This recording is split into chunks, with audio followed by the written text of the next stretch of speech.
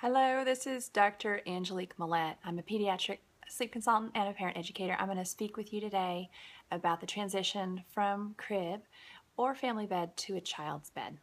Usually that transition occurs sometime between 18 to 24 months. For most kids, the transition works best if they're about 2.5 to age 3. And the reason is that starting around age 2.5, children begin to develop what's called impulse control. We're all familiar with that.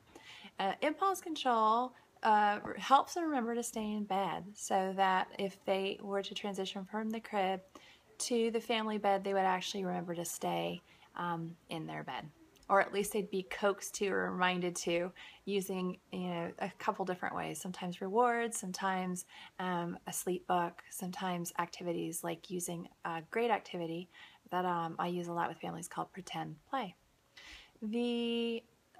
Probably the most common reason that I see families having to make that transition, they're kind of forced to, is that they've got an 18 to 24-month-old or older that begins to climb out of the crib. And when that happens, it's a matter of safety. So if you start to see your toddler climbing out of the crib at night, one of the first things I recommend is that you just set up a mattress in their room, or you just sleep there for a couple hours at night. And the reason is that often if you can just intercept, as soon as they start to climb, if you can just intercept and get them right back into the crib, and you just do that, kind of repeat it a couple times, it'll actually get them over the hump. There are these developmental stages between 18 to 22 months that can really make it difficult for a little one, and they tend to have some wake-ups at night that are due to separation anxiety and to some clinginess. So if you happen to have an 18 to 22-month-old that is going through a lot of clinginess and they're more anxious than they normally are and they're waking at night, move a mattress in, sleep in their room for just a couple of nights. As soon as they start to climb out, intercept and help them back into the crib. And typically that works really well to just get them over the hump, and they'll feel confident and safe enough in their crib, and they'll continue to sleep there. If the problem persists and they continue to climb out, or they're just showing signs of readiness, sometimes an older child will just say that they want more space, they want more room, they want to sleep in a big bed like an older brother or sister, then follow their lead.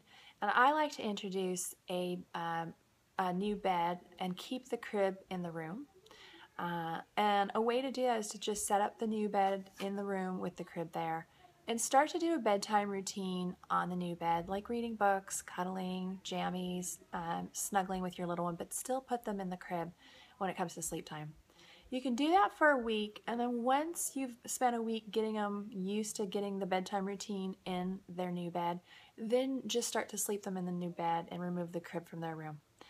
Most kids adjust pretty easily. And funny enough, they don't actually get out of the new bed. They'll tend to stay there at night, even though that's a great concern we have as parents, is that we'll find them wandering the halls at bedtime or in the middle of the night. Many of them just stay in their beds.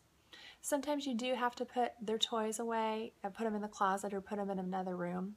I've had reports from parents that their little ones wake up in the middle of the night playing with toys or reading books. And so sometimes they need a little help. So we remove those items from the room, and they do a little bit better with without having the distraction there, and then being able to sleep and stay in their beds.